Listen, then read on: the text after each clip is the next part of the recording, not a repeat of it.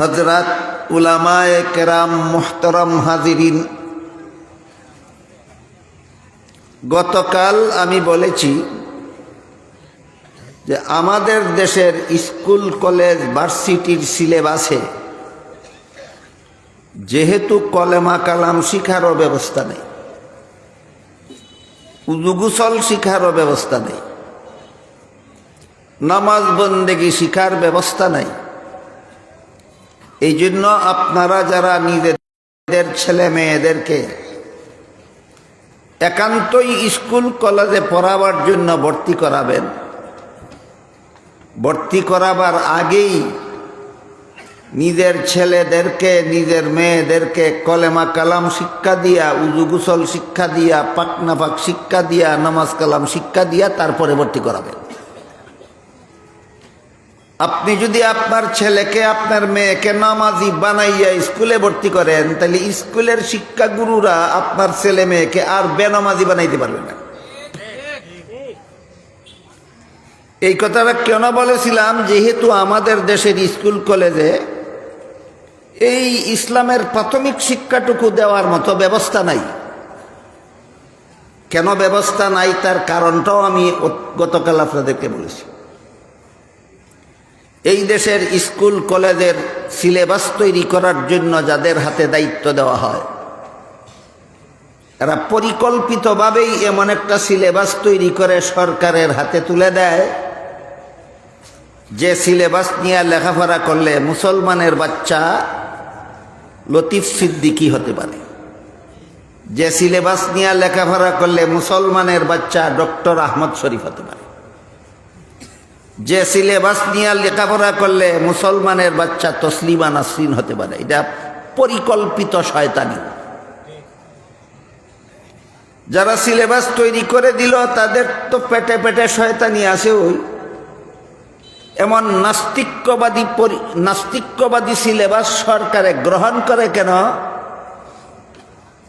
এটা বোঝার জন্য আমাদের দেশে একটা প্রচলিত প্রবাদ আছে, সুরে সুরে খালাতো ভাই, তিন সুরে আলী, এক সুরে বিয়া করে আরেক সুরের হালি। কয়নি? সুরে সুরে খালাতো ভাই, তিন সুরে আলী, এক সুরে বিয়া করে আরেক সুরের আলী। এক দলে নাস্তিক বানাবার সিলেবাস তৈরি করে দেয়, আরেক দলে এটারে অনুমোদন দেয়। এক সুরে আরেক সুরের আলী বিয়া করছে নি? সুতরাং উভয় পক্ষের পেটে পেটে শয়তানি, যাতে এই দেশের কোটি কোটি মুসলমানের ছেলেমেয়েরা যেন লেখাপড়া করার পরে আর মুসলমান থাকতে না পারে, এরা সবাই যেন ওদের মতো নাস্তিক, ভুকবাদী, বেঈমান হইয়া যায়। এরা সবাই ইসলামের শত্রু। যারা মুসলমানের ছেলেমেয়েরে কলেমা কালাম শিখার মতো কথা সিলেবাসে অন্তর্ভুক্ত করে না, এরা যেভাবে ইসলামের শত্রু, ঠিক তেমনিভাবে যে সমস্ত সরকারেরা এই সিলেবাসকে অনুমোদন করে, এরাও ইসলামের মিত্র। দুয়োটা ইসলামের শত্রু। ওই এক সুরে বিয়া করে আরেক সুরে শালি। এরা ইসলামকে এত ভয় পায় কেন? 17 কোটি মুসলমানের দেশের স্কুলের ছাত্রছাত্রীদেরকে ইসলামের সামান্য শিক্ষা দিতে এত ভয় পায় কেন? এই জিনিসটা আপনাদের সকলের জানা থাকা দরকার। তার কারণ হইল,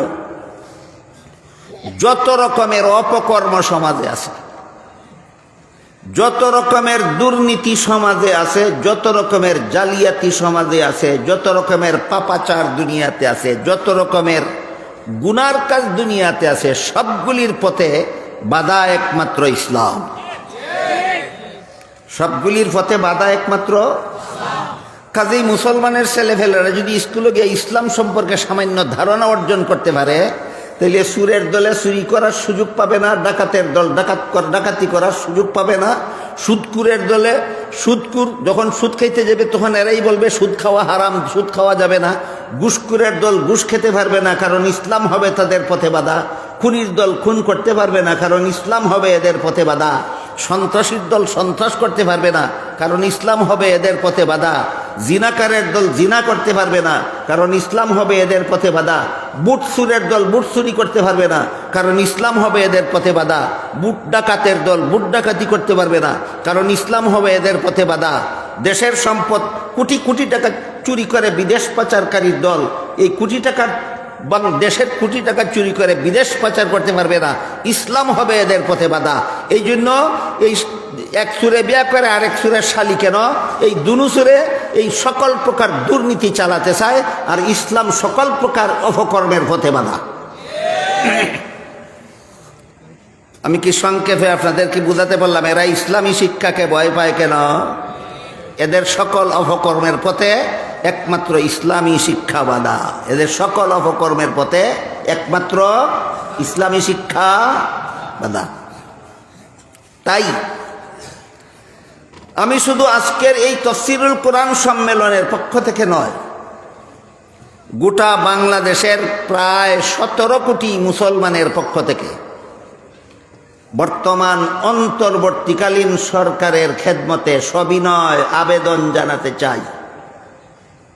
যেহেতু দেশে একটা পরিবর্তন এসেছে, যেহেতু দেশকে সংস্কারের কাজে সরকার হাত দিয়েছে, তাই পরিবর্তন এবং সংস্কারের অংশ হিসাবে আগামীতে স্কুলে কলেজে যেটুকু ইসলামী শিক্ষা ছেলে মেয়েদেরকে দিলে এরা নামাজি হতে পারে, এরা পুজু গোসল জানতে পারে, পাকনাফাক জানতে পারে, এবাদত বন্দিগিটা ঠিকমতো করতে পারে, ওই পরিমাণ ইসলামী শিক্ষা স্কুল কলেজের পাঠ্যতালিকায় বাধ্যতামূলক করা হোক। বলেন আপনারা সবাই একমত? আমি আপনাদের সকলের পক্ষ থেকে এবং সারা বাংলাদেশের প্রায় 17 কোটি মুসলমানের পক্ষ থেকে বর্তমান অন্তর্বর্তীকালীন সরকারের কাছে এই জোর আবেদন জানাচ্ছি। এখানে যদি কোনো সিআইডি ডিআইবি সরকারি কর্মকর্তা থাকেন, আপনাকে সবিনয় অনুরোধ করে বলি, আমাদের এই অনুরোধ আপনাদের সরকারের কানে পৌঁছে আনবেন। আর এরাও যদি মুসলমানের ভবিষ্যৎ প্রজন্মকে ওদের মতো নাস্তিক বানাবার মতো সিলেবাস চালু করে, তাহলে অতিক্রমকারীদের ভাগ্যে যা ছিল অন্তর্বর্তীকালীন সরকারের ভাগ্যে তাই গড়তে বাধ্য হবে। এই ইসলামী শিক্ষা আমরা কি মাদ্রাসার মতো স্কুল বানাতে বলছি, না সামান্য ইসলামের প্রাথমিক শিক্ষা সিলেবাসভুক্ত করতে বলেছি? মাদ্রাসার প্রাথমিক শিক্ষাটুকু, সামান্য শিক্ষাটুকু, যেটুকু শিখলে কলেমা কালাম শিখতে পারে মুসলমান ছাত্রছাত্রীরা, উজু গোসল শিখতে পারে, পাকনাফাক শিখতে পারে, নমাজ কালাম শিখতে পারে, মাত্র এই পর্যন্ত। আমি গতকাল হিসাব দিয়েছি আপনাদেরকে, এইগুলি শিখতে বেশির থেকে বেশি একটা ছেলের একটা মেয়ের বেশির থেকে বেশি 1 বছর লাগে, বেশির থেকে বেশি 1 বছর লাগে। আমাদের কওমি মাদ্রাসার প্রাথমিক বিভাগ, যে বিভাগের 5টা ক্লাস আছে, যাদের কওমি মাদ্রাসার প্রাথমিক বিভাগ বলা হয়, এই প্রাথমিক বিভাগের 5টা ক্লাসে সরকারি প্রাইমারি স্কুলে যা কিছু সিলেবাসের অন্তর্ভুক্ত আছে, আমাদের কওমি মাদ্রাসার এই পাঠশালাতেও সবগুলি অন্তর্ভুক্ত আছে। পাঠশালা স্কুলে যে পরিমাণ বাংলা, যে পরিমাণ ইংরেজি, যে পরিমাণ অঙ্ক, যে পরিমাণ ইতিহাস, যে পরিমাণ ভূগোল, যে পরিমাণ বিজ্ঞান পড়ানো হয়, আমাদের কওমি মাদ্রাসার প্রথম 5টা শ্রেণীর ছাত্রছাত্রীদেরকে 16 আনাটাই পড়ানো হয়। তাইলে আমাদের প্রাইমারি বিভাগ আর সরকারি প্রাইমারি স্কুলের সিলেবাসে কোনো বেশ কম আছে? কোনো বেশ কম নেই, বিন্দু মাত্র বেশ কম নেই। শুধু বেশ কম এই ক্ষেত্রে আছে, আমরা প্রাইমারি স্কুলের সবগুলি আমাদের ছাত্রছাত্রীদেরকে শিক্ষা দিয়া এই 5 বছরের ভিতরে কলেমা কালাম শিখাইয়া, উজু গোসল শিখাইয়া, পাকনাফাক শিখাইয়া, নমাজ শিখাইয়া, পাক্কা নমাজি বানাইয়া জান্নাতের পথে পাঠাই। আর সরকারি প্রাইমারি স্কুলে আমরা যা শিখাই তাই শিখায়, কিন্তু উজু গোসল শিখায় না, পাকনাফাক শিখায় না, নমাজ শিখায় না, নমাজি বানায় না, না বানাইয়া আপনাদের কলিজার টুকরা ছেলে মেয়েদেরকে জাহান্নামের পথে পাঠায়। ফরা সমান ওই পথ 2টা, ফরা সমান ওই পথ 2টা। তারা যা ফরায় আমরা তাই ফরাই। কিন্তু আমরা এইগুলি ফরাইয়া আপনাদের সন্তানকে জান্নাতের পথে পাঠাই, আর তারা এইগুলি ফরাইয়া আপনাদের সন্তানকে জাহান্নামের পথে পাঠায়।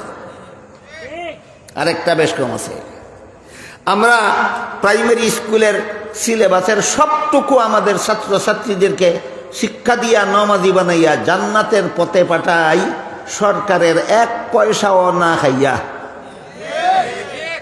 আর তারা এইগুলি ওই শিক্ষা দিয়া আপনাদের ছেলে মেয়েরে জাহান্নামী বেনামাজি বানাইয়া জাহান্নামের পথে পাঠায়, প্রত্যেকটা শিক্ষক প্রতি মাসে সরকারের 20,000 টাকা খাইয়া।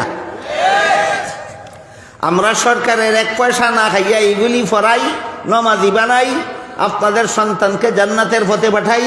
আর প্রাইমারি স্কুলের তারা এইগুলি ফরায়, বেনামাজি বানায়, জাহান্নামের পথে পাঠায়। এক একজন শিক্ষক প্রতি মাসে সরকারের কত টাকা খাইয়া? এই তুলনামূলক পার্থক্যটা 17 কোটি মুসলমানের বোঝা দরকার, জানা দরকার, জীবন ভর মনে রাখা দরকার। তোমরা যা কিছু ফরাও সবগুলি আমরা ফরাই, তাইলে আমরা এদেরকে নামাজি বানাইতে পারি, তোমরা বানাইতে পারো না কেন? কারণ একটাই, সুরে সুরে খালাতো ভাই, 3 সুরে আলী, 1 সুরে বিয়া করে আর 1 সুরে শালি। কারণ একটাও। আবার কতগুলি বেহায়া আছে, বক্তৃতার সুযোগ পাইলেই কয় উভয় শিক্ষার সমন্বয় সাধন করতে হবে। এই গুড়ার ডিম বুঝস, সমন্বয় সাধন জফে অর্থ বুঝসনি। উভয় শিক্ষার সমন্বয় সাধন করতে হবে। বলেন তো, আমরা কওমি মাদ্রাসার প্রথম 5টা বৎসরে প্রাইমারি স্কুলের সব কিছু পড়াই কিনা? তারা কি নমাজ রোজা খানো শিক্ষা দেয়? সমন্বয় কেমনে হয়? সমন্বয় শব্দের অর্থ শিখছস জীবনে কোনোদিন? গোড়ার ডিম। সমন্বয় কয় তোমরা যা পড়াও আমরা তাই পড়াইব, তো আমরা যা বানাই তোমরা তাই বানাইবা, তোমরা যা পড়াও আমরা তা পড়াই, কিন্তু আমরা নমাজি বানাই, তোমরা বেনমাজি বানাও কেন? তাহলে সমন্বয় দফত বেটা, তোর হায়া লজ্জা নাই?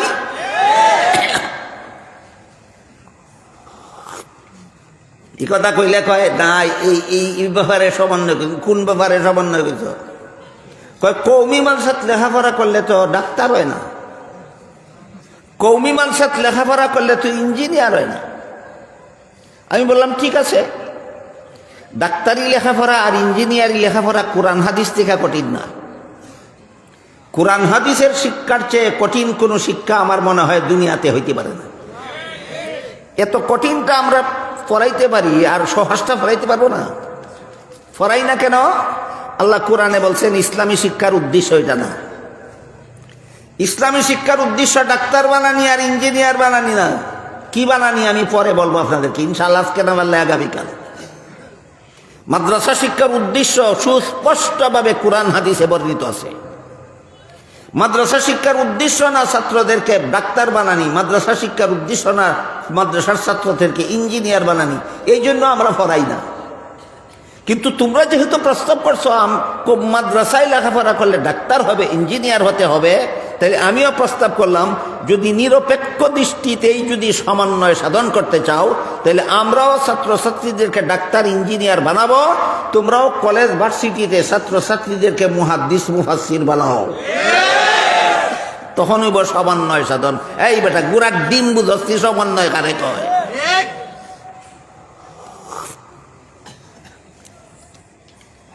বরং এই ব্যাপারে আমি সমন্বয় সাধনের একটা প্রস্তাব করি আপনাদের কাছে। আপনার পছন্দ হইলে গ্রহণ করবেন, নাইলে আমার কথা আমারে ফিরিয়ে দিবেন। ধরেন এক ব্যক্তির 2টা ছেলে আছে, একটা ছেলের স্কুলে লেখাপড়া করতে দিল, আর একটা ছেলের মাদ্রাসায় লেখাপড়া করতে দিল। স্কুলের ছেলেটা শেষ পর্যন্ত মেডিকেল কলেজের পরীক্ষায় পাস করে MBBS ডাক্তার হইল, আর মাদ্রাসায় যে ছেলেরে পড়তে দিল, এই ছেলে মাদ্রাসায় লেখাপড়া করে একজন বড় আলিম হইল। এই বড় আলিম, মাদ্রাসা পড়ুয়া আলেম যদি আল্লাহ না করুক কোনো জটিল রোগে আক্রান্ত হয়, তার চেয়েও বড় আলিমের প্রেসক্রিপশন নিয়ে ঔষধ খাবে না ডাক্তার ভাইয়ের পরামর্শ নিতেই হবে? নীতি। আপনি যত বড় আলিম হন না কেন, চিকিৎসা আপনি জানেন না, চিকিৎসা আপনার ভাইয়ে জানে। কথা বুঝেন কিনা আপনারা? একজন আলেম যত বড় আলেম হোক না কেন, রোগের চিকিৎসা আলেম জানে না, যে ভাই ডাক্তার হইছে সেই ভাই জানে। তুমি যত বড় আলেম হও না কেন, তোমার চিকিৎসার দরকার, তোমার কথাই হবে না, তোমার চেয়ে বড় আলেমের কথাই হবে না। চিকিৎসা তোমার ভাই ডাক্তার আছে, তার কথা মতো চিকিৎসা করতে হবে। আর যেই ব্যক্তি ডাক্তার, এই ব্যক্তি যদি পরকালে জাহান্নাম থেকে বাঁচতে চায়, তাহলে আরো বড় ডাক্তারের কথা মতো জীবনযাপন করতে হবে না, আলেম ভাইয়ের কথা মতো চলতেই হবে। এইটার নাম হইল সত্যিকারের সমন্বয় সাধন। বুঝাইতে পারলাম? উভয় শিক্ষার সমন্বয় সাধন, সমন্বয় সাধন, সমন্বয় সাধন। যে সমস্ত গণ্ড মূর্খরা জফে গুড়ার ডিমও বুঝে না সমন্বয় সাধনের অর্থ কি। আমার প্রস্তাবগুলি যদি আপনারা বুঝে থাকেন, তাহলে বলুন এইগুলি কি যুক্তিসম্মত নয় না চূড়ান্ত যুক্তিসম্মত?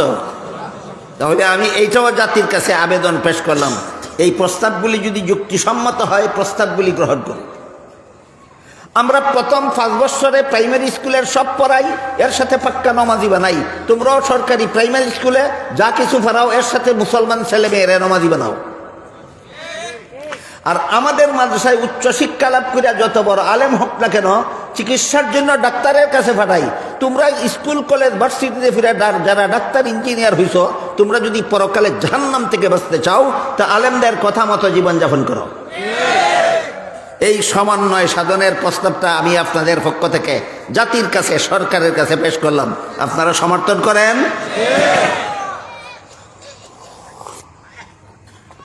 ইসলামের প্রাথমিক শিক্ষাটুকু না দিয়া স্কুলে কলেজে ভার্সিটিতে লেখাপড়া করলে যা হওয়ার তাই হয়, যা হওয়ার তাই হয়, যা হওয়ার তাই হয়। এর সংক্ষিপ্ত বিবরণ হইল, যত বড় শিক্ষিত তত বড় দুর্নীতিবাজ হয়, যত বড় শিক্ষিত তত বড় দুর্নীতিবাজ হয়।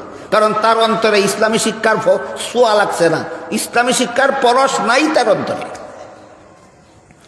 যদি সে ইসলামের প্রাথমিক শিক্ষাটুকু শিখত, ইসলামের প্রাথমিক শিক্ষার মাঝে আছে ওই যে গতকাল বলছিলাম, কলেমায়ে তাইয়্যিবা, কলিমায়ে শাহাদত, ইমানে মুজমল, ইমানে মুফাসসল। আমি শুনাই আপনাদেরকে, এর শোনার পরে বলবেন কত বছর লাগে এগুলি শিখতে। কলেমায়ে তাইয়্যিবা হলো লা ইলাহা ইল্লাল্লাহু মুহাম্মাদুর রাসূলুল্লাহ। কলেমায়ে শাহাদত হলো আশহাদু আল্লা ইলাহা ইল্লাল্লাহু ওয়াহদাহু লা শারীকা লাহু ওয়া আশহাদু আন্না মুহাম্মাদান আবদুহু ওয়া রাসূলুহু। ইমানে মুজমাল হলো আমানতু বিল্লাহি কামা হুয়া বি আসমাইহি ওয়া সিফাতিহি ওয়া কাবিলতু জামিয়া আহকামিহি। ইমানে মুফাসসাল হলো আমানতু বিল্লাহি ওয়া মালাইকাতিহি ওয়া কুতুবিহি ওয়া রুসুলিহি ওয়াল ইয়াউমিল আখিরি ওয়াল কদরি খাইরিহি ওয়া শাররিহি মিনাল্লাহি তাআলা ওয়াল বাসি বাদাল মাউত। এই 4 কলিমা। বলেন 4 বছর লাগবে শিখতে? 4 মাস লাগবে? 4 সপ্তাহ লাগবে? না 4 দিন যথেষ্ট? 4 দিন যথেষ্ট। তোরে বাগে ধরে না বুতে ধরে প্রাইমারি স্কুলের মুসলমান ছাত্রছাত্রীরা এইগুলি শিক্ষা দিতে? তোরে বাগে ধরে না বুতে ধরে? কিচ্ছু টানে ধরে না, ধরে একটাই, ওই সুরে সুরে খালাত্তো ভাই, 3 সুরে আলী, 1 সুরে বিয়া করে আরেক সুরের শালি, এইটাই ধরছে এরারে।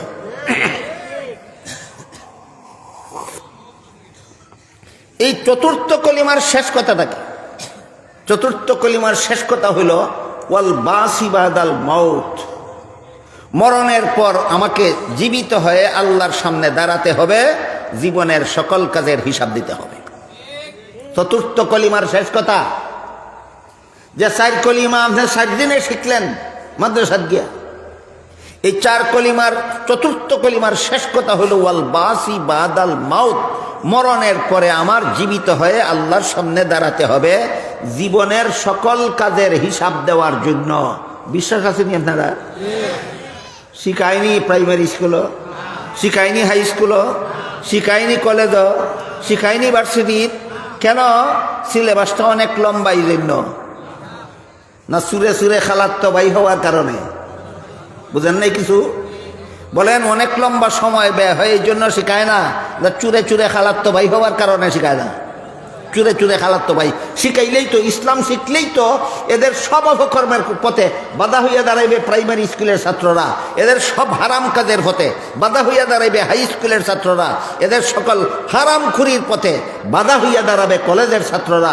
কাজে এদেরকে এই শিক্ষার থেকে বঞ্চিত রাখা দরকার, অবাধে যেন সকল প্রকার অপকর্ম আর হারাম কাজেরা সমাজে চালাতে পারে।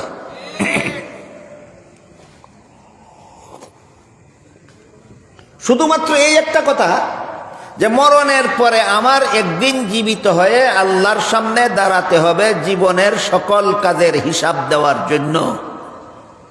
এই কথাটা যদি একজন প্রাইমারি স্কুলের একটা ছাত্রর অন্তরে বদ্ধমূল থাকে, একটা ছাত্রীর অন্তরে বদ্ধমূল থাকে, হাই স্কুলের একটা ছাত্র ছাত্রীর অন্তরে যদি এই বিশ্বাসটা মজবুত থাকে, কলেজ ভার্সিটির কোনো ছাত্র ছাত্রীর অন্তরে যদি এই বিশ্বাসটা মজবুত থাকে, তাইলে পারবে জীবনের কোনো কাজে কোনো স্তরে অপকর্ম করতে, পারবে কোনো রকমের দুর্নীতি করতে, পারবে কোনো রকমের জালিয়াতি করতে, পারবে সুদ খাইতে, পারবে ঘুষ খাইতে, পারবে মদ খাইতে, পারবে গাঞ্জা খাইতে, পারবে বুট চুরি করতে, পারবে বুট ডাকাতি করতে? পারবে না।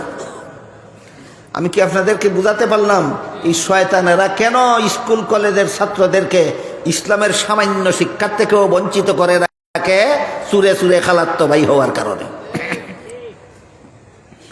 এই বিষয়টা একটু ক্লিয়ার করার জন্য আপনাদেরকে হযরত উমর ফারুক রাদিয়াল্লাহু তাআলার একটা ঘটনা বলি, একটা ঘটনা, এই কয়েক মিনিট। আমি অন্যদিন কালকে অথবা এর আগের দিন আপনাদেরকে বলেছি, হযরত উমর ফারুক রাদিয়াল্লাহু তাআলা আনহু আল্লাহর রাসূলের দ্বিতীয় খলিফা ছিলেন। খলিফা কোরআন হাদিসের ভাষা, বর্তমান দুনিয়ার রাজনৈতিক ভাষায় যারা কয় প্রধান শাসনকর্তা, মনে আছে? হযরত উমর যে দেশের প্রধান শাসনকর্তা ছিলেন, এই দেশটা কি বাংলাদেশের সমান একটা দেশ ছিল? পাকিস্তানের সমান না অর্ধেকটা পৃথিবীর সমান? এত বড় বিশাল সাম্রাজ্যের শাসনকর্তা ছিলেন হযরত উমর ফারুক রাদিয়াল্লাহু।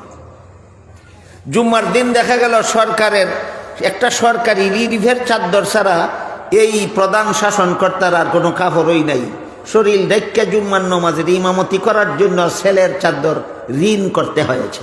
ঘটনা শুনছেন না? ওই দিন এই খলিফা ওমর একদিন মরুভূমির রাস্তা দিয়ে কোথাও যাইতেছিলেন, সাথে খাওয়ার কিছু নাই। যেই বেটার রিলিফের একটা চাদর ছাড়া আর কোনো চাদর কাপড়ই থাকে না, এই বেটার সফরের মধ্যে খাওয়ার কিছু সাথে না থাকা কি অস্বাভাবিক? স্বাভাবিক। সাথে খাওয়ার কিছু নাই। মরুভূমির রাস্তা মানে 10 মাইল, 20 মাইল, 30 মাইল, 50 মাইলের রাস্তা, শুধু বালু আর বালু, বাড়িঘরও নাই, দোকানপাটও নাই, খানা জোগাড় করার কোনো ব্যবস্থা নাই। এমত অবস্থায় খলিফা উমরের পেটে বড় খিদা লাগলো। খানা পাবেন কোথায়? সাথেও নাই, রাস্তায় জোগাড় করারও ব্যবস্থা নাই। খিদার কারণে উমর কষ্ট করতেছিলেন। এমত অবস্থায় খলিফা উমর দেখলেন মরুভূমির মধ্যে একটা রাখাল ছেলে এক পাল ছাগলের রাখালি করে। ওই রাখাল ছেলে তার পালের একটা দুধের ছাগলের দুধ দোহন করে পান করল। বাংলা ভাষায় দুহন কয়। বৃহত্তর সিলেটের বাইরে বাংলাদেশের অন্যান্য জেলায় কয় দুয়ানি, আমরা বৃহত্তর সিলেট জেলায় কয় কিরানি। আপনারা কোনটা কইলে বুঝবেন বলেন? খলিফা উমর দেখলেন রাখাল ছেলে তার ফালের একটা দুধের ছাগলের দুধ কিরাইয়া খাইছে। তাই খলিফা উমর রাখাল ছেলের কাছে গিয়া বললেন, রাখাল ভাই, তোমারে দেখলাম একটা দুধের ছাগলের দুধ দোহন করে পান করছো, দয়া করে আর একটা দুধের ছাগলের দুধ দোহন করে আমাকে একটু পান করতে দাও, আমার পেটে বড় খিদা। খলিফা উমরকে এই রাখাল ছেলে দেখছে না কোনোদিন, নাম তো শুনছে। ওই দেশের প্রধান শাসনকর্তার নাম তো দেশের ওগুলোই শুনে, দেখার সুযোগ পায় কজনে? বলেন তো, বর্তমান বাংলাদেশের তত্ত্বাবধায়ক সরকারের প্রধানকে? নাম তো ওগুলো দেন, ডক্টর ইউনূস সাহেব। কজনে দেখছেন? আমিও দেখছি না, আমি জীবনে কোনোদিন ওনারা দেখছি না, কিন্তু নাম শুনছি গদিতে বসার আরো আগের থেকে নাম শুনি। এরকম ওই রাখাল ছেলে খলিফা উমরের নাম জানে, কিন্তু ইনি যে খলিফা উমর দেখছে না কোনোদিন, চিনে না। সে কল্পনাও করতে পারলো না যে খলিফা উমর মরুভূমির রাস্তা দিয়ে যাইতেছেন, তার পেটে খিদার সাথে খাওয়ার মতো নাই, এটা তার কল্পনা করার মতো ব্যাপার না। তাই রাখাল ছেলে খলিফা উমরকে একজন সাধারণ পথের মুসাফির মনে কইরা কইল, মুসাফির ভাই, এই ছাগলের পালের মালিক আমি না, আমি মালিকের বেতনভোগী চাকর। আমি যে মালিকের ছাগলের পালের রাখালি করি, এর বিনিময়ে মাস শেষে মালিকে আমারে যে নগদ টাকা দেয় সেটাও আমার বেতন। রাখালি করার সময় পেটে খিদা লাগলে মালিকের একটা দুধের ছাগল দোহন করে পান করি, ওইটাও আমার বেতন। তুমি যেহেতু আমার মালিকের বেতনভোগী চাকর না, কাজেই মালিকের অনুমতি ছাড়া আমি তোমার এক ফোঁটা দুধও দিতে পারবো না। মালিকের অনুমতি ছাড়া এক ফোঁটা দুধও দিতে পারবো না। খলিফা উমর এই রাখাল ছেলের এই কথা শুনিয়া তিনি বুঝতে পারলেন যে আমার আর খিদা নিবারণের কোনো উপায় নাই।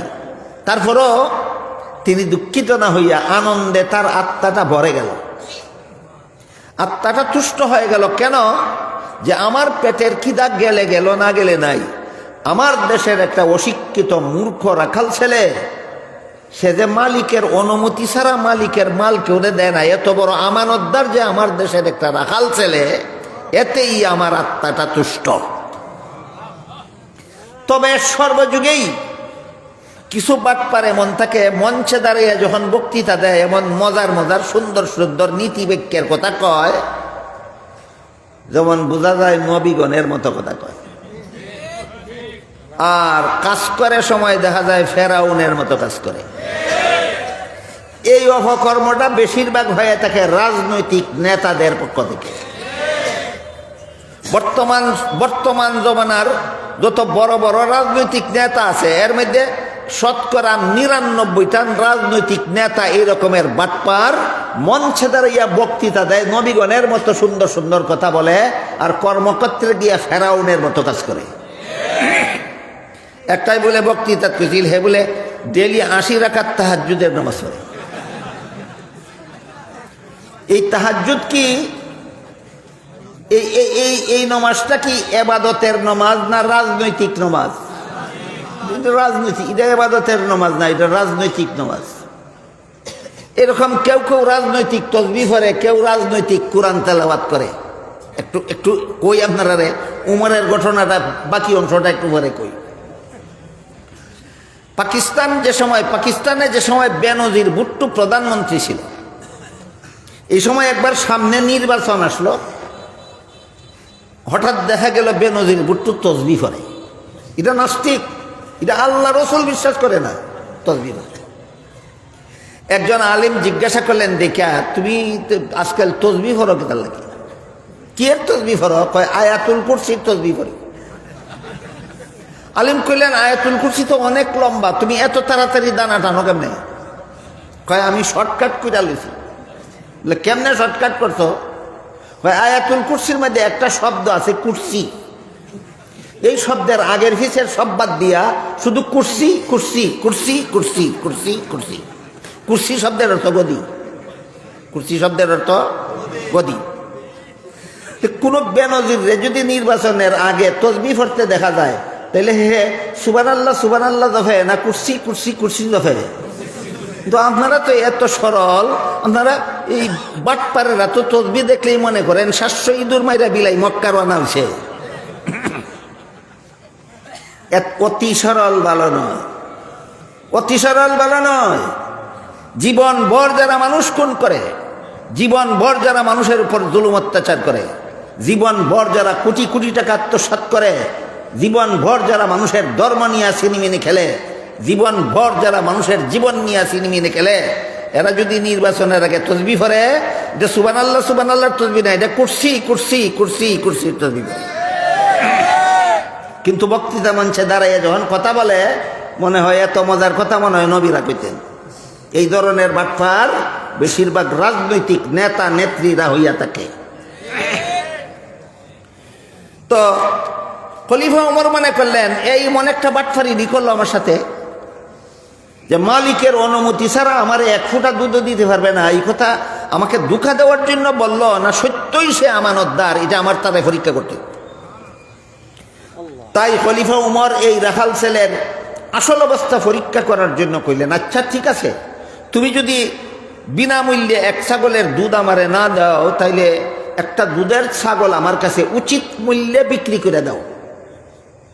এখন মাগনা না উচিত মূল্যে? উচিত মূল্যে বিক্রি করে দাও। এতে তোমার একটা উপকার হবে, আমার একটা উপকার হবে। আমার উপকার এই হবে যে ছাগলটা কিনে আমি এখন ওই ছাগলের দুধ দোহন করে পান করবো, আমার পেটের খিদা নিবারণ হবে। আর তোমার উপকার এই হবে, তোমারে মালিকে বেতন যা দেয় তো দিল, আর একটা ছাগলের মূল্য আমার কাছ থেকে যা পাইলা এটা বেতনের অতিরিক্ত পাইলা, এটা তোমার উপকার। সুবুদ্ধি না কুবুদ্ধি? কি বাস্তবায়ন করার জন্যই উমরে কুবুদ্ধি দিলেন না পরীক্ষা করার জন্য? আবার উমরের প্রতি সন্দিহান হইবেন না যে উমরের মতো রসুলের খলিফা এমন কুবুদ্ধি কেমনে দিলেন, এটা বাস্তবায়ন করার জন্য দিছেন না পরীক্ষা করার জন্য দিছেন, দেখি তুই কি করস। রাখাল ছেলে বলে, মুসাফির ভাই তোমার কথা মতো একটা দুধের ছাগল যদি আমি তোমার কাছে উচিত মূল্যে বিক্রি করে দিই, দিয়া যদি পয়সাটা আমি আত্মসাৎ করে খাইয়ালাই, মালিকে যখন গন্তি দিব ছাগলের পাল গন্তি দিয়া তো ফাইব ছাগল একটা কম, তখন তো তোমারে জিজ্ঞেস করতো না আমার ছাগল একটা কম কেন, আমি রাখাল আমারে জিজ্ঞেস করবে, মালিকরে কি জবাব দেব? খলিফা উমর রাখাল ছেলেকে বললেন, মালিকে যদি জিজ্ঞেস করে ছাগল একটা কম কেন, তুমি বলবে ছাগল একটা বাঘে দৌড়ে নিয়ে গেছে। এটাও একটা সুবুদ্ধি, বাস্তবায়নের জন্য না পরীক্ষা করার জন্য? যখন উমর কইলেন তুমি মালিক রে কইও ছাগল একটা বাঘে দৌড়ে নিয়ে গেছে, বাঘে ছাগল দিলে রাখাল ছেলের ফিরাইবার কোনো ক্ষমতা নাই, কাজেই তোমার বিরুদ্ধে কোনো বিচার চলবে না, তখন রাখাল ছেলে খেপল ওই মুসাফির লোকটার উপর। খলিফা উমর সিন্না কেপছে না মুসাফির সিন্না কেপছে? মুসাফির লোকটার উপর খেপে কয়, এই বেটা মুসাফির দাঁড়া, আমার একটা কথা শুনে যা, আমি আমার মালিকের বিশ্বস্ত চাকর, আমি যদি কই ছাগল একটা বাঘে দিয়ে নিয়ে গেছে, বিন্দু মাত্র সন্দেহ করবে না আমাকে, আমার বিরুদ্ধে বিচার দায়ের করবে দূরের কথা, শতকরা 100 ভাগ আমার কথা সত্য বলে বিশ্বাস করবে। কিন্তু তুই বল, শেষ বিচারের দিন আল্লাহ যখন জিজ্ঞাসা করবেন মালিকের ছাগলটা কি করছিলি, তখন কি জবাব দিব? বলেন, মুসলমানের অন্তরে এই বিশ্বাস প্রাইমারি স্কুলের শিক্ষার দ্বারা জন্ম হয়, হাই স্কুলের শিক্ষার দ্বারা জন্ম হয়, কলেজ ভার্সিটির শিক্ষার দ্বারা জন্ম হয়, না একমাত্র ওয়াল বাসি বাদাল মাউতের দ্বারা জন্ম হয়? মনে আছে ওয়াল বাসি বাদাল মাউত, একমাত্র ওয়াল বাসি বাদাল মাউত ইমানে মুফাসসালের সর্বশেষ কথা। কচি কাঁচা ছেলে মেয়েদেরকে শিশুকালে শিক্ষা দিলে এই শিক্ষাটা অন্তরে বদ্ধমূল থাকে। এরপরে সে প্রাইমারি স্কুলে যদি নাও পড়ে, হাই স্কুলে যদি নাও পড়ে, কলেজ ভার্সিটিতে যদি নাও পড়ে, কোনো বড় বড় মাদ্রাসায় যদি আর লেখাপড়া নাও করে, শুধু আল বাসি বাদাল মাউত, একদিন আমাকে জীবিত হয়ে আল্লাহর সামনে দাঁড়াতে হবে, জীবনের সকল কাজের হিসাব দিতে হবে, এই কথা অন্তরে জাগ্রত থাকে, যে কারণে জীবনের কোনো পদে সে আর কোনো রকমের অপকর্ম দুর্নীতি আর জালিয়াতি করার সাহস করতে পারে না। এই শিক্ষা থেকে স্কুল কলেজের ছাত্রছাত্রীদেরকে বঞ্চিত রাখার একমাত্র কারণ, সুরে সুরে খালাতো ভাই, 3 সুরে আলী, 1 সুরে বিয়া করে আর 1 সুরের শালি। এই জন্য ইসলামের প্রাথমিক শিক্ষার আলোতেও যাদের অন্তর আলোকিত হয় না, ইসলামের প্রাথমিক শিক্ষা এই 1 বছরের সিলেবাস, ইসলামের প্রাথমিক শিক্ষার আলোতেও যাদের অন্তর আলোকিত হয় না, আমি বলি এরা যত বড় শিক্ষিত হয় তত বড় দুর্নীতিবাজ হতে বাধ্য। এখন দুর্নীতির একটা ঘটনা আমার জীবনের ইতিহাস থেকে আপনাদের শোনাই। তখন বললাম খলিফা উমরের জীবনের ইতিহাস, এবার দুর্নীতি, শিক্ষিত দুর্নীতিবাজদের একটা ঘটনা আমার জীবনের ইতিহাস থেকে আপনাদের শোনাই। আনুমানিক 50 বছর আগের কথা হবে। ব্রাহ্মণবাড়িয়া এলাকায় এক ওয়াজ মাহফিল লেগেছিল। ফিরার পথে রেলগাড়িতে বাড়ি আসার জন্য ব্রাহ্মণবাড়িয়া রেল স্টেশনে গেল, গিয়া দেখি গাড়ি ছাইরা দিতেছে, টিকিট নেওয়ার সুযোগ নেই, টিকিট ছাড়াই রেলগাড়িতে উঠলাম। রেলগাড়ির ভিতরে সরকারের বেতনভোগী কর্মচারী থাকে, কেউ যদি বিনা টিকিটে গাড়িতে উঠে তার কাছ থেকে ভাড়া আদায় করতো আর টিকিট বানাইয়া দিত, তাকে নি এই সময় তার টিটি কইতো, আজকাল কি কয় আমি জানি না। আমি গিয়া টিটি সাহেবকে কইলাম, টিটি সাহেব গাড়ি ছেড়ে দিছে, আমি টিকিট নিতে পারছি না, আমার একটা টিকিট বানাইয়া দেন, আর ভাড়া যা হয় আমার কাছ থেকে নিয়ে যান। আমার সে সেটছে কি তা সে তার মতো কয় টিকিট বানাই দেওয়া যাবে না। আমাকে বেটা সেটিস না, তোরে যে সরকারে বেতন দেয়, যে সরকারের বাঘের সম্পত্তি থেকে দেয় না, সমস্ত বাঙালিদের মাথার গাম পায়ে ফেলার উপার্জিত ট্যাক্সের টাকা থেকে দেয়, আমরা টেকাই দিয়ে তোরে বেতন দেয়, সেটিস না। তোমার বেতন দেয় আমার টিকিট বানাই দেওয়ার জন্য, তুমি আমার টিকিট বানাইয়া দেওয়া যাবে না কেন? কয় টিকিট বানায় দিলে শুধু ভাড়া দিলে হবে না, বিনা টিকিটে রেল ছাড়ার জরিমানাও দিতে হবে। আমি বললাম ভাড়াও দেব, জরিমানাও দেব, বা টিকিট বানায় দাও। এখন আর সেতে না, এখন কয় হুজুর আপনার জরিমানা তো লাগবেই না, ভাড়াও সবটা লাগবে না, বিনা টিকিটে যা মনে চায় আমারে দিয়া দিন।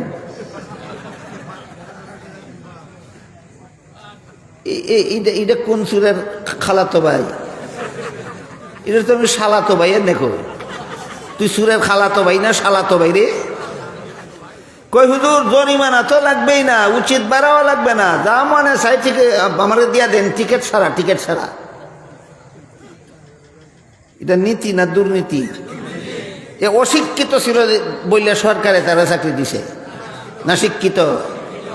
এতক্ষণের কথা বুঝে থাকলে আপনার বলতে হবে এই শিক্ষিত লোকটা দুর্নীতিবাজ হলো কেন? ইসলামের প্রাথমিক শিক্ষা থেকে বঞ্চিত থাকার কারণে। এই ধরনের দুর্নীতিবাজ সারা দেশবাসীরা এরা বানাইতে চায় যেন সুরে সুরে খালাতো ভাই হইয়া সবাই চুরি করতে পারে, কেউ কাউরে না ধরে। এই জন্য সুরের দল জাগতিক শিক্ষা প্রতিষ্ঠানে ইসলামের প্রাথমিক শিক্ষাটুকু চালু করতে রাজি না।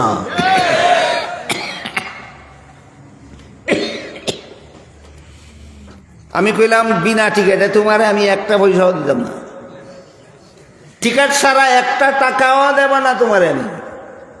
আমার কয় আমি আপনার কাছ থেকে পয়সা কম নিতে চাই, আপনি বেশি দিতে চান কেন? বাটপার কেমন চিন্তা করে দেখেন।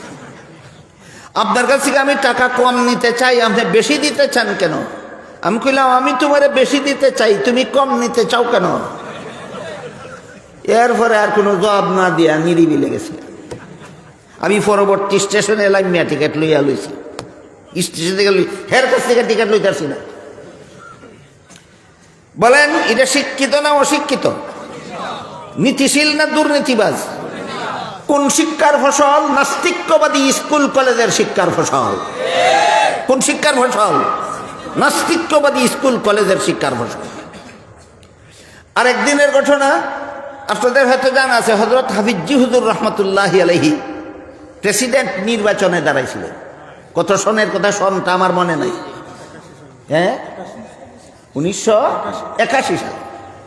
1981 সালে হযরত হাফিজি হুজুর রহমতুল্লাহি আলাইহি প্রেসিডেন্ট নির্বাচনে দাঁড়াইছিলেন। ওই জীবনে একদিন গেছিলাম ভোট দিতাম, আর কোনোদিন ভোট দিতাম গেছি না। হাফিজি হুজুর দাঁড়াইছিলেন প্রেসিডেন্ট নির্বাচনে। হাফিজি হুজুর বলছিলেন, সাংবাদিকটা জিজ্ঞাসা করেছিল আপনি যে দাঁড়াইছেন আপনি কি মনে করেন পাশ করবেন? এটা এমন একটা পলিসির জবাব যে পাশ করব মনে করি কইলে কোন যুক্তিতে তুমি মনে করো? তোমার থেকে বেশি ভোট অন্যরা সব সময় পাইয়েছে, তুমি কোন যুক্তিতে বেশি পাইবা মনে করো? আর যদি জবাব দেন উনি আমি মনে করি না পাশ করবো, তাহলে সাংবাদিকটা তো বেশি জিজ্ঞাসা করবো তাহলে দাঁড়াইলা কেন? কোন বাঘের বাচ্চারা প্রশ্ন করছে, দিস করছে না তো। হাফিজ হুজুর বললেন, যারা গদি দখলের লুবে দাঁড়ায় এরা গদি ফাইলেই ফাঁস করে, না ফাইলেই ফেল। আমি গদি দখলের লুবে দাঁড়াইছি না, আমি ইমানদারদেরকে ভোট দেওয়ার জায়গা তৈরি করে দিবার লাগি, আল্লাহরে খুশি করবার লাগি দাঁড়াইছি। আমার নির্বাচনে ফেইলের কোনো অস্তিত্ব নাই। আমি গদি ফাইলেও ফাঁস, না ফাইলেও ফাঁস। আমি আল্লাহরে খুশি করবার লাগি দাঁড়াইছি, আমি গদি ফেবার লাগি দাঁড়াইছি না। কাজে আমার দাঁড়ানি ওই ফাঁস, গদি ফাইলেও ফাঁস, না ফাইলেও ফাঁস। হাফিজ হুজুর সাংবাদিকদের প্রশ্নের এই জবাব দেওয়ার কারণে ওই জীবনে একদিন গেছিলাম ভোট দিতাম। ভোট সেন্টারে গেছি, পরে অফিসারে আমারে কয় আপনার ভোট দেওয়া হয়ে গেছে। যে সুরে দিল ভোট আর যে সুরে লইল, এই দুটোটা অশিক্ষিত না শিক্ষিত? এরকম শিক্ষিত সুর বাংলাদেশে বর্তমানে আর নাই। ওই 50 বছর আগে রেলগাড়ির মধ্যে যে একটা শিক্ষিত সুর ভাইছিলাম টিটি, এইরকম শিক্ষিত সুর বাংলাদেশে আর নাই। তাহলে যদি বলেন আপনারা আছে, আপনাদের বলতে হবে শিক্ষিত হইয়া এত বড় দুর্নীতিবাজ হয় কেন? শিক্ষিত হইয়া অত বড় চোর হয় কেন? কারণ একটাই, স্কুল কলেজ ভার্সিটির মুসলমান ছাত্রছাত্রীদেরকে এই শয়তানেরা ইসলামের প্রাথমিক শিক্ষা থেকে বঞ্চিত করে রেখেছে, এইভাবে অবাধে চুরির কর্ম চালাবার জন্য। কালকের থেকে আজকে এই পর্যন্ত যা আলোচনা হইল, শুধু কালকে বলছিলাম যে শিক্ষা দুই প্রকার, একটা জাগতিক শিক্ষা, একটা ইসলামী শিক্ষা। এই পর্যন্ত মাত্র জাগতিক শিক্ষা সম্পর্কে সামান্য আলোচনা আপনাদের সামনে তুলে ধরলাম। ইনশাআল্লাহ আগামীকাল যদি আপনারাও আসেন, আমাকে আল্লাহ বাঁচিয়ে রাখেন, আগামীকাল ইসলামী শিক্ষা সম্পর্কে আপনাদের সামনে আলোচনা পেশ করা হবে। এই পর্যন্ত যা শুনলাম শুনাইলাম, আল্লাহ এর আলোকে আমাদের জীবন গড়ার তৌফিক দান করুন, আমিন। সুবহানা রাব্বিকা রাব্বিল ইজ্জাতি আম্মা ইয়াসিফুনা ওয়া সালামুন আলাল মুরসালিন ওয়ালহামদুলিল্লাহি রাব্বিল আলামিন।